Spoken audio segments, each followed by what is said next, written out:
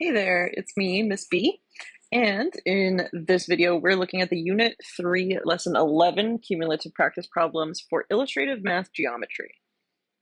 So let's start with this first question here.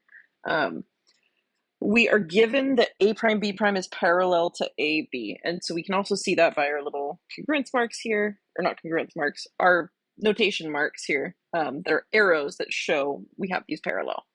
Now they want to know what is the length of segment AB. So that's AB is this one here. We're given A prime, B prime. And then they want to know what is the length of B prime. So in order to do this, we're going to have to use a comparison between parts of the triangles that we already know. So I can't find this part here if I don't already know a relationship between sides of the triangle. So the only ones I have that I can use are kind of these pieces right here. But since AB is part of the larger triangle, I can't just use the two side pieces. I have to use the short triangle and then the entire side as my second piece. Because otherwise I would just be doing a tiny chunk and that wouldn't work because I don't have something here between this one or this one that's cut into a small chunk like that. That only works if we're comparing between the two sides. So let's actually do this question here. So we have the length of the small side. Okay, yes, we're going to use these numbers, the 6 and the 3, in order to find our, well, we actually don't have to find our scale factor first, but I am going to say that the entire length is 9 right here, because this is the 6 plus the 3, right? So 6 plus 3 is going to equal that whole side length there. So what I'm going to do is I'm going to compare small triangle to big triangle. So I am saying small over big. And that's not in terms of numbers, it's just in terms of the triangle part. So that's how I'm setting these up. So I'm going to say that 6 over 9, small versus big, should be equal to 5, which is the part that we know on the small triangle, over, and we can maybe call this x, or you can just call it AB, because that is the actual length there. We're going to cross multiply and then solve for this. So we would end up with 6AB is equal to 45. And then we would take 45 and divide that by 6. So when you divide this by 6, the length of AB, you get 7.5. So it's 7.5. Now they want to know what is the length of B prime B. We're going to use a different relationship here. We are going to use this, like what I'm going to call the chunk. So we're going to use a small triangle. We're going to use the small triangle, and then we're going to use the sectioned off chunk, I suppose. So that is a unique relationship we can use when we are again looking for another sectioned off chunk. There's not a good name for it, so I'm sorry for using non-academic vocabulary. It's just my best way of shorthand expressing it, I guess. So we are going to say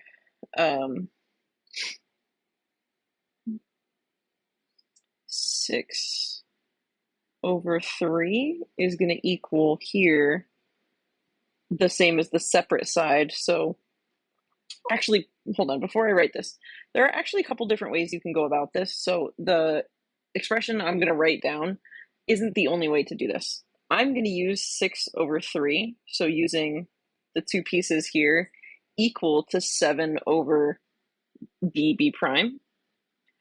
However, you could say that 6 over 7 and 3 over B prime works, or vice versa, as long as you keep the order the same, that you can say 7 over 6, etc. I do just like to use the side along with its small chunk. So I am going to say side over chunk is kind of my pattern here. So I would say 6/3 equals 7 over b prime b. So again, we're going to just do our cross multiplication process. So we would end up with, so 6 times b prime b is going to be 7 times 3, which is 21. Divide both of these by 6. And you would get that b prime b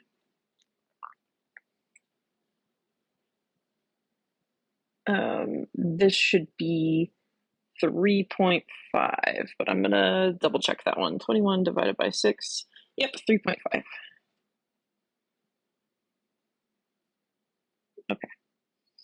So our distance from b prime to b is 3.5. Okay. For question 2, we have explain how you know. So we already know this to be true. We already know this is a fact, that segment DE is not parallel to BC. So the two segments they're talking about here, let's give those better colors actually, so that they get their own. I'm going to say maybe this is DE is yellow. Here we go. And then we'll have BC be green. There we go. Okay, how do we know these are not parallel?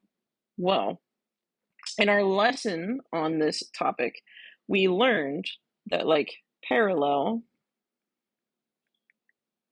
means there is a proportion between the sides. And vice versa also works, that if there's a proportion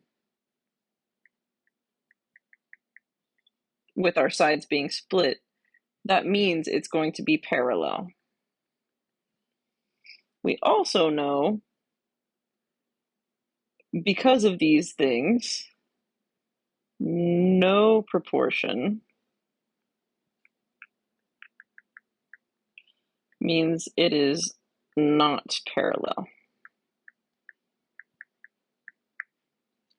And that is the reason that these are not going to work here, because 4/2, so 4 and 2, I'm using these pieces here, is not going to give me the same proportion as 9/5. So we can say it is not parallel because the segments are not split proportionally.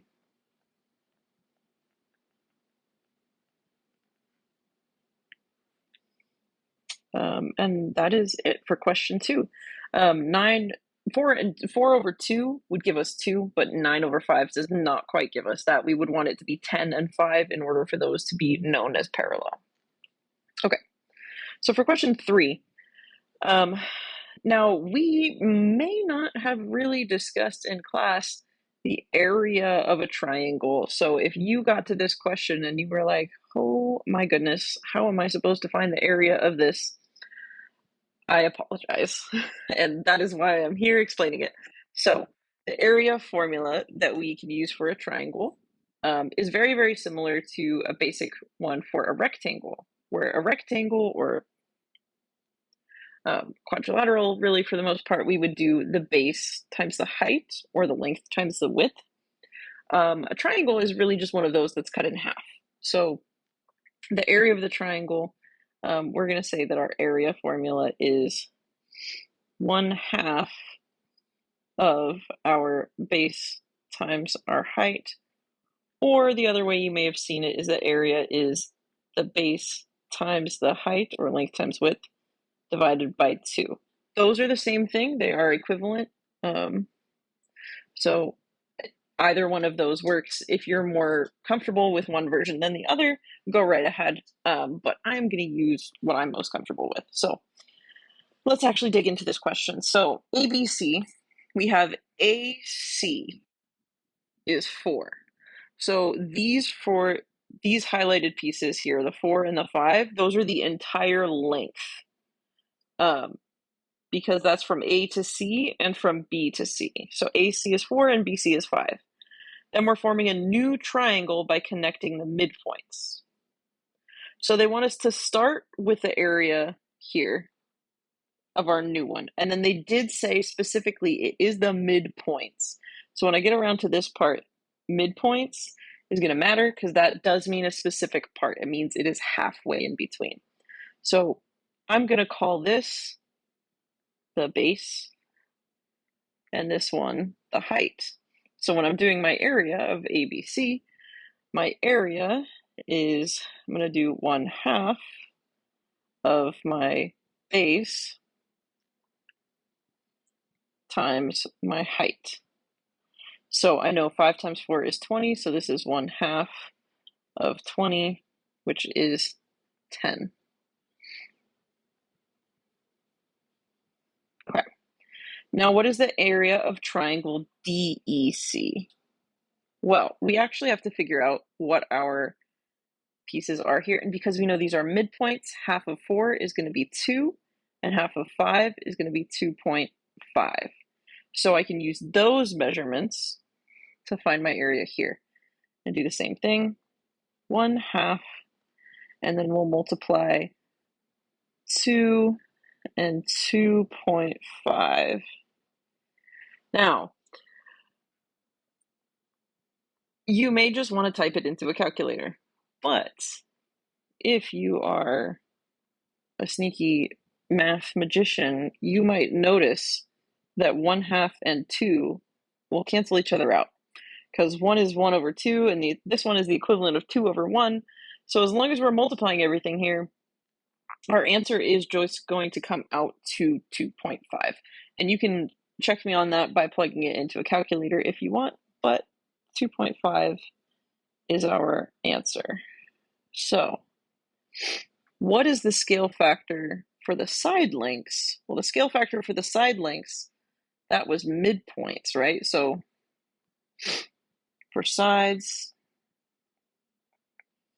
the scale factor was scale factor was 1/2 because we used our midpoints. But if we have our areas,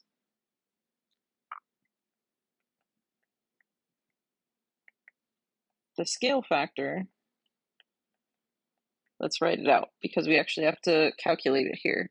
So this is going to be 2.5, or the new area, divided by the original area over 10. And this actually comes out to 1/4, or 0.25. So we are going to say, no, it does not.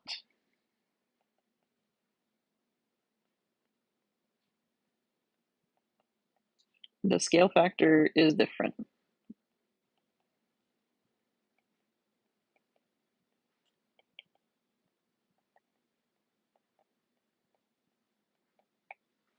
Okay. Yep, because we had here 1/2 versus 1 over 4. Okay, so that brings us to question 4. Which of these statements is true? So that means only one is true, not select which statements are true. It's just which one. So we have a couple options. Let's just read through them. To know whether two triangles are similar, it is enough to know the measure of one angle. It is not enough to know the measure of one angle. No, so that one gets crossed out. To know whether two triangles are similar, it is enough to know the length of one side. Nope. That is not enough either.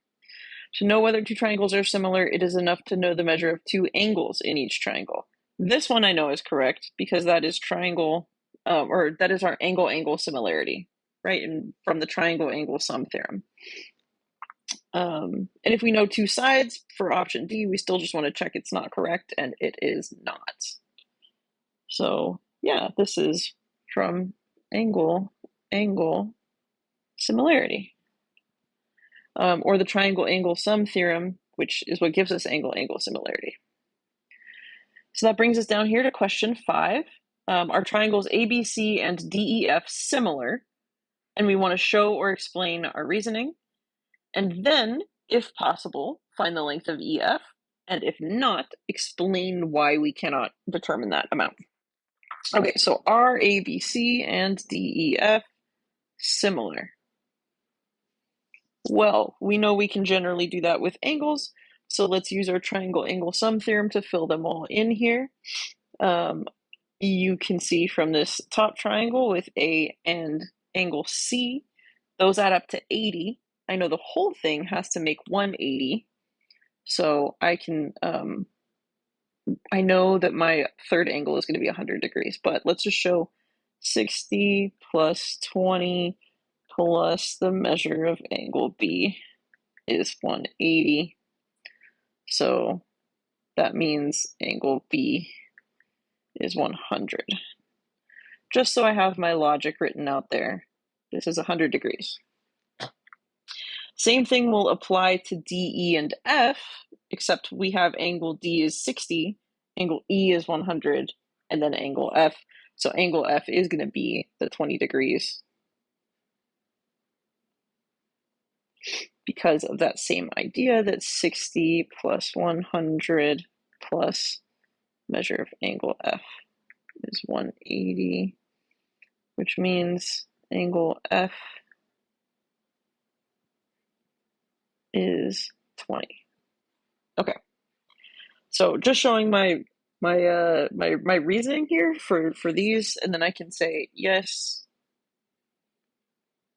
by angle similarity. So sorry about that. I actually somehow my video cut off in the middle of me filming, and I finished the homework assignment. So I have all my writing here, but I'm going to walk you all through it. So we left off where I was talking about this question here. We said yes by angle-angle similarity. I then just continued by saying I found the missing angles using the triangle angle sum theorem. So then it said, if possible, find the length of EF. So that I used the 9 and the 12 for. That's where this piece came from. So we're comparing ABC to then DEF. So if this is 9 to 12, that means I can then use 6 to whatever this length is here at the bottom, and that's what this part is. So we cross multiply 9 times EF and 12 times 6. When we divide both sides by 9, you get that that distance is 8. So then we only had 2 questions left after this, and I didn't feel like refilming the whole thing, but I will explain each of them. So segment DF, we're given 2 triangles here, and they actually have angle-angle similarity. They have a 68 and a 28 each. So we have to set up using pieces we know correspond. So the pieces that we're going to correspond first are going to be the 2 and the 8. And these are sort of on the side opposite from the 28 degrees. Because I know our triangles aren't necessarily in the same order, so I can't just say it's at the bottom. It's opposite from the 28-degree angle. Then the 4 is going to correspond with our missing side here, because it would be the side in between the 68 and 28 angles. So we end up comparing the 2 and the 8 in order to get our scale factor, and then say, oh, that should be the same as comparing the 4 and our missing side. So cross multiply 2 times DF and 8 times 4. We'll get 2 times DF is 32, divide both sides by 2, and get that DF is 16, or 16 units. And then we had one question left. That was question 7 here. We had a triangle ABC taken to A prime, B prime, C prime, and we wanted a dilation that resulted in a smaller image. So I said, I know it's everything less than 1. So I have selected everything here less than 1. Obviously, 1 is equal to 1, and then these two are larger.